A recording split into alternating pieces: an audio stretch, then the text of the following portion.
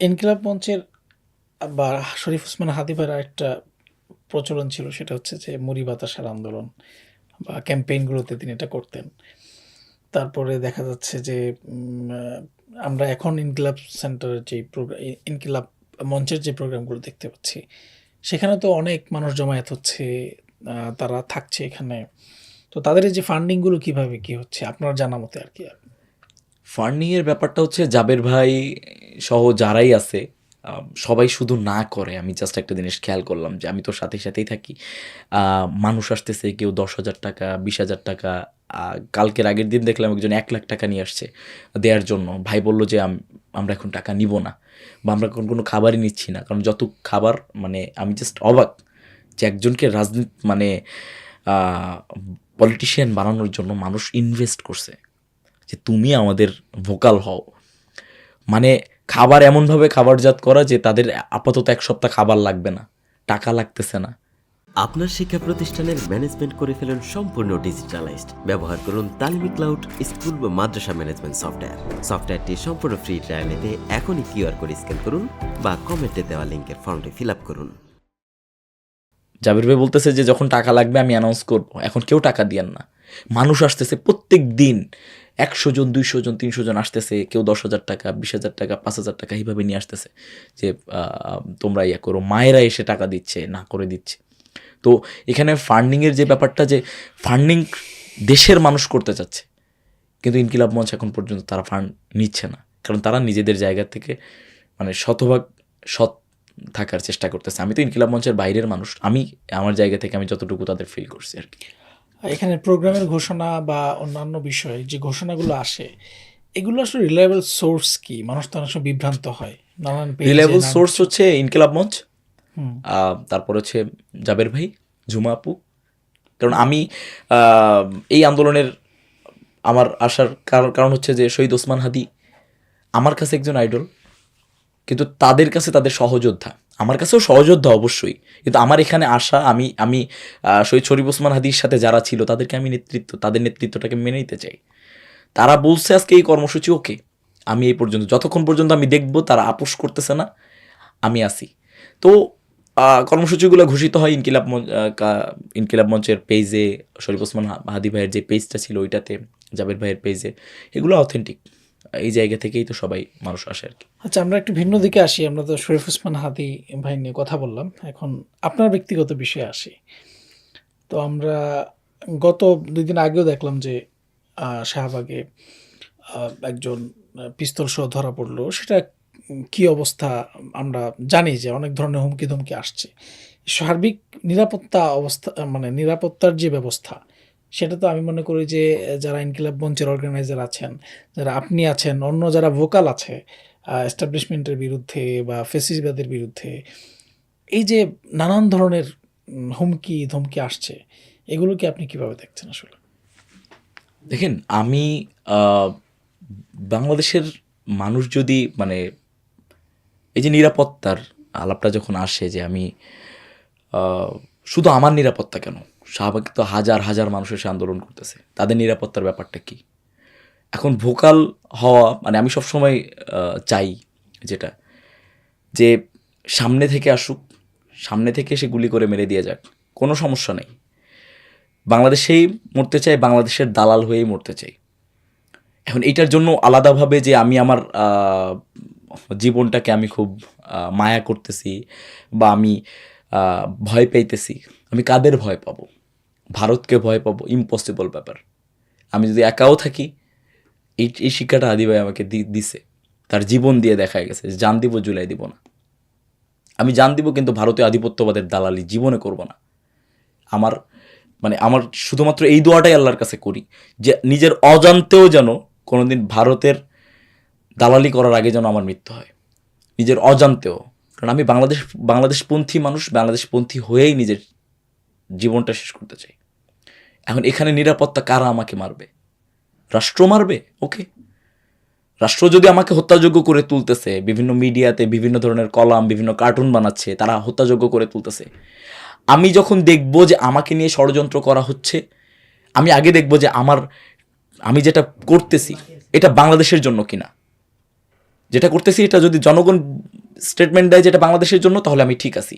এবার বাংলাদেশের জন্য এই কাজটা করার জন্য ভারত বা কোনো একটা গোষ্ঠী আমাকে নিয়ে ষড়যন্ত্র করতেছে কিনা, এই দুইটা জিনিস যখন ঠিকঠাক থাকবে, ওকে, আমি সঠিক পথে আছি এবং আমি এইটাকেই থাকতে চাই। এমন না যে আমি নিজের অজান্তে করতেছি, আমি বুঝে শুনে নিজের পরিণতি আল্লাহর ইচ্ছায় লিখছি। শুধুমাত্র বাংলাদেশপন্থী হিসেবে বাঁচতে চাই, যদি 2 দিন বাঁচি 3 দিন বাঁচি। বিভিন্ন পত্রপত্রিকা মিডিয়া আমরা দেখছি যে আপনি ইখতিয়ার বহির্ভূত বিভিন্ন কাজকাম করছেন। তো এই যে ইখতিয়ার বহির্ভূত কাজকাম, এই জিনিসগুলো আসলে কি? তারা কি এভাবে ফ্রেমিং করার কারণটা কি, বা কি ধরনের কাজ আপনি আসলে করছেন? এখন এটা বিশ্ববিদ্যালয় কেন্দ্রিক এখন বিষয়। ইখতিয়ার কতটুকু, ধরেন এই যে ইখতিয়ারের মিনিংটা ওনারা কি হিসেবে বলতে চাচ্ছে, আমাকে নিয়ে বিএনপিপন্থী এবং বামপন্থী যে শিক্ষকদের যে ইয়ে আছে, তারা বললো যে ইখতিয়ার বহির্ভূত কাজ করতেছে কি, আওয়ামীপন্থী ডিনদেরকে অপসারণ করা হয়েছে। 1.5 বছর সময় পাইল প্রশাসন, রাবি প্রশাসন, তারা কেন সরায়নি? এই যে শিক্ষকরা ইখতিয়ার বহির্ভূত কাজ ওনারা করতেছে না, 73-এর অধ্যাদেশ অনুযায়ী তাদেরকে অসীম ক্ষমতা দিয়ে দেওয়া হয়েছে। তারা আমি যদি বলি যে সেকশন 55(2) অনুযায়ী তারা হচ্ছে ক্যাম্পাসের ভিতরে দলীয় রাজনীতির কোনো কিছু করতে পারবে না, ক্যাম্পাসের বাইরে সব কিছু করতে পারবে। কোন দলটা ক্যাম্পাসের ভিতরে রাজনীতি করতেছে না, তারা ইখতিয়ার বহির্ভূত না? তারপরে এই যে শিক্ষকদের ব্যাপারে এনারা সফট কর্নার দেখাচ্ছে, এনারা আলটিমেটলি নিজেদের জায়গায় ঠিক। আওয়ামী লীগ যখন ছিল, আওয়ামী লীগের থেকে এরা সুফল ভোগ করছে, এখন এসে তারা আছে, তারা এখন আওয়ামী লীগকে সুফল দিচ্ছে। মাঝখান দিয়ে জীবন নষ্ট হয় কাদের? এই যে যারা ইখতিয়ার বহির্ভূত কাজ করে। ইখতিয়ার বহির্ভূত কাজ কি?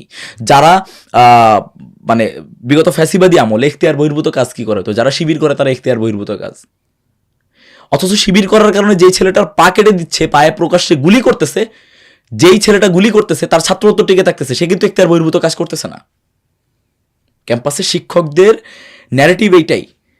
ওই সময় বামপন্থী এই শিক্ষক নেটওয়ার্কের বিবৃতি কোথায় ছিল যে এই যে শিবির করার কারণে যেই ছেলেটা পরীক্ষা দিতে আসছিল, পরীক্ষার হলের নিচে নামায় তাকে যে পা কেটে দেওয়া হয়েছে, তার পায়ে গুলি করা হয়েছে, এটা ইখতিয়ার বহির্ভূত কাজ। বিএনপি পন্থীদের বিবৃতি কোথায়? শিক্ষক নেটওয়ার্কের বিবৃতি কোথায়? তার থেকে বড় ব্যাপার হচ্ছে তারা ইখতিয়ার বহির্ভূত কাজ বললো কি, আওয়ামীপন্থী ডিনদেরকে আমি বা আওয়ামীপন্থীদেরকে প্রশাসনিক ভবনের সামনে এসে বেঁধে রাখতে চাইছি। রাজশাহী বিশ্ববিদ্যালয়ের ছাত্রদলের আহ্বায়ক নির্বাচনের সময় বলল যে উপাচার্যকে, আমি তো না হয় আওয়ামীপন্থীদের কথা বলছি, উনি বিপ্লবী প্রশাসনের উপাচার্যকে উনি বলল যে চেয়ার সমেত পদ্মা নদীতে ফালায় দিবে। আমিও পোস্ট করছি, উনিও পোস্ট করছে। ওই সময় বিএনপি পন্থীদের বিবৃতি কোথায়? শিক্ষক নেটওয়ার্কের একজন শিক্ষক নেটওয়ার্কের খোদ শিক্ষক আল মামুন, গণযোগাযোগ এবং সাংবাদিকতা বিভাগের শিক্ষক, সে আমাদের যারা হচ্ছে রাকসুর পরে হল সংসদে যারা শপথ নিল তাদের ছবিটা নিয়ে বলল যে এটা হচ্ছে একটা স্বাধীনতা, আমিও কালকে মানে 3/4 বা হাফ প্যান্ট পরে আমি মদের বোতল নিয়ে আমি ক্লাসে হিজাব যারা পড়ছিল অ্যাকচুয়ালি কটাক্ষ করে। তার ব্যাপারে তাদের বিবৃতি কোথায়? তার মানে আপনাদের কাছে ওনাদের কাছে ইখতিয়ারের ডেফিনেশন আলাদা। এখন পর্যন্ত মানে শহীদ নোমানী, শরীফুজ্জামান নোমানী হত্যা মামলার আসামি এখন পর্যন্ত একটা বিভাগের টিচার সদম্বে ক্লাস করতেছে, এটা তাদের কাছে ইখতিয়ার বহির্ভূত না। আওয়ামীপন্থীরা ক্লাস করতেছে, আওয়ামীপন্থী উপাচার্য উপাচার্য যারা 16 তারিখে নিজেরা বসে থেকে প্রক্টর নিজেরা বসে থেকে আমার নামে আমাকে 1 নম্বর আসামি করে 4.5 কোটি টাকার মামলা দিছে, তাদের ওই কাজটা ইখতিয়ার বহির্ভূত হয় নাই। তাদের কাছে ইখতিয়ার বহির্ভূত ডেফিনেশনটা ওই যে এক এক জায়গায় এক এক রকম। যখন নিজের গায়ে আঘাত লাগতেছে, যতক্ষণ পর্যন্ত আমি পোষ্যকোটা নিয়ে কথা বলতেছিলাম না ততক্ষণ পর্যন্ত আমি সলিড ছিলাম, যতক্ষণ পর্যন্ত তাদের কাঁধে কাঁধ মিলায় কিন্তু আমি আন্দোলন করছি। প্রত্যেকটা ব্যক্তি আছে, যখন তাদের পোষ্যকোটা নিয়ে কথা বললাম এক দলের চক্ষুশূল হয়ে গেলাম। যখন আওয়ামীপন্থী ডিনদেরকে অপসারণ করতেছি, অ্যাটলিস্ট আওয়ামীপন্থীদের ব্যাপারে তো তাদের স্টেটমেন্ট ক্লিয়ার থাকার কথা ছিল যে এদেরকে বের করে দেই, কিন্তু না, তারা সেটা করতে চায় না। তো তাদের ইখতিয়ার বহির্ভূত ডেফিনেশন যেটা, এটা আমার কাছে খুবই ফালতু। তারা বিগত এই ক্যাম্পাসের বয়স যত সবগুলাকে টেনে নিয়ে আসুক, তারা বলুক, তারা প্রকাশ্যে বলুক যে এই এই এই যে শিবির করার কারণে যে ছেলেটা ছাত্রত্ব বাতিল হয়েছে ওই সময়ের বিবৃতি আমাকে দেখাবে এখন, যেটা ইখতিয়ার বহির্ভূত ছিল, প্রশাসনের ইখতিয়ার বহির্ভূত ছিল। এখন আপনি তো মোটামুটি একটা বড় অংশের মানুষের শত্রুতে পরিণত হয়েছেন, সেটা প্রশাসন, শিক্ষকদের, শিক্ষার্থীদের এক অংশ। তো বেশিরভাগ শিক্ষার্থী আপনার পক্ষে আমরা যতটুকু দেখি, অবজার্ভ করি। তো এখন আপনি আপনার ভবিষ্যৎ শিক্ষা জীবন বা অন্যান্য বিষয় এগুলো নিয়ে আশঙ্কা করেন কিনা? না, আশঙ্কা বলতে আমি স্টুডেন্টদের সবসময় বলি যে আমার হয়তো বা সার্টিফিকেটটা নিয়ে এই ক্যাম্পাস থেকে যাওয়া হবে না। আমি যে কয়টা দিন ক্যাম্পাসে থাকতে পারি, আমি কিছু চেঞ্জেস এর জন্য থাকতে চাই। এখন পর্যন্ত যতগুলো মুভমেন্ট করছি, একা একা করছি বা অল্প কয়েকজন মানুষ নিয়ে করছি, কোনোটাই যে আমি খুব বেশি বেনিফিটেড হয়েছি, আমি এটার জন্য টাকা পাইছি, আমি এটার জন্য পাইছি, বিষয়টা এমন না। আরও এটা আন্দোলনটা থামানোর জন্য আমাকে বিভিন্ন ধরনের অফার দেওয়া হয়েছে। তো সেই জায়গা থেকে আমি ওটা বোধ করি, আমি এটা আশঙ্কা করি। এখন পর্যন্ত 3টা তদন্ত কমিটি রান করতেছে রাজশাহী বিশ্ববিদ্যালয়ে। রানিং জিএসের একটা তদন্ত কমিটি এখন পর্যন্ত রানিং জিএস হিসেবে থাকা অবস্থায় আমাকে নিয়ে এখন তো একটা তদন্ত কমিটি চলতেছে, যেটা নির্বাচনের আগে যেই সমস্যাটা হয়েছিল এটা নিয়ে। এবং তাদেরকে কী ধরনের প্রশ্ন করা হচ্ছে, মানে যারা আমাদের সাথে আরও সহযোদ্ধা ছিল তাদেরকে ডেকে বিভিন্ন ধরনের প্রশ্ন করা হচ্ছে। সালাউদ্দিন কোনো পলিটিক্যাল আইডিওলজির সাথে আছে কিনা, সালাউদ্দিনের মানে কারোর সাথে ব্যক্তিগত আক্রোশ ছিল কিনা, এই ধরনের প্রশ্ন পর্যন্ত করা হচ্ছে। তো এই জন্য আমি ভাবি যে আমার যদি কালকেও ক্যাম্পাস জীবন শেষ হয়, আমি স্টুডেন্টদেরকে আমি এই তালিকাটা ধরাই দিতে পারবো যে আমি এই ক্যাম্পাসে 3 বছর ছিলাম, আমি 3 বছরে নিজের জন্য এইটা করছি, মানে কিছুই করি নাই, আপনাদের জন্য এইটা করছি। এবং আমি যখন থাকবো না, শহীদ শরীফ ওসমান হাদি যতদিন ছিল, সে কী ছিল কেউ জানতো না। শহীদ শরীফ ওসমান হাদি কী ছিল এটা 50 বছর পরে মানুষ জানতে বলবে শহীদ শরীফ ওসমান হাদি একটা মানুষ ছিল। তা আমিও চাই যে ক্যাম্পাসে যেদিন আমি থাকবো না, যখন আমি ক্যাম্পাস থেকে চলে আসবো বা ক্যাম্পাসের একটা হয়তো বা কোনো একটা বাস্তবতা আমাকে মেনে নিতে হবে, তখন স্টুডেন্টরা বুঝবে যে হ্যাঁ, এই একরোখার স্বভাবটা কী পরিমাণ দরকার ছিল। স্টুডেন্টদেরকে ঘন্টার পর ঘন্টা একটা জায়গায়, একটা অফিসিয়াল দপ্তরে বসায় রাখা, বিভিন্ন দপ্তরের স্বেচ্ছাচারী আচরণ, সব কিছুর বিপক্ষে সবসময় লড়াই করা কখনো আইনের ভিতরে থেকে সম্ভব না, কারণ তারা আইনের ভিতরে থাকে না। যারা আইনের ভিতরে থাকে না তাদেরকে আইন দিয়ে আমি কখনোই তাদেরকে আটকাইতে পারবো না। ফ্যাসিস্ট হাসিনাকেও পারা যায় না। এখন কি বলবেন যে ছাত্র জনতার যে অভ্যুত্থান এটা এখতিয়ার বহির্ভূত ছিল? আমরা যাদের সবসময় বলা হয় যে কোনটা এখতিয়ার বহির্ভূত, শিক্ষকদেরকে এনে বেঁধে রাখতে চাইছে। শিক্ষক কেন? তারা যেই কাজগুলা করে তারা শিক্ষক না। আমি বলি যে আপনি যে ইউনিভার্সিটিতে পড়ছেন, আপনি মিলায় নেন আপনার ডিপার্টমেন্টের কতজন শিক্ষক শিক্ষাপন্থী কেউ নাই।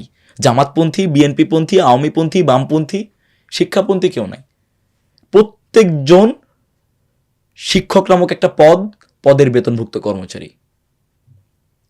তো এই যে কর্মচারীরা যদি তাদের কাজ ঠিক মতো না করে, তুমি ফ্যাসিলিটিস নিবা একবারে হাই প্রোফাইল, মানে হাইলি সর্বোচ্চ তুমি সুবিধাটা নিচ্ছ, কিন্তু জনগণের ট্যাক্সের টাকার বেতন ঠিকই নিতেছে, সুবিধা ঠিকই নিতেছে, যেই জনগণের সেই কৃষক পরিবারের সন্তানটা আসতেছে তাকে কতটুকু দিচ্ছে না।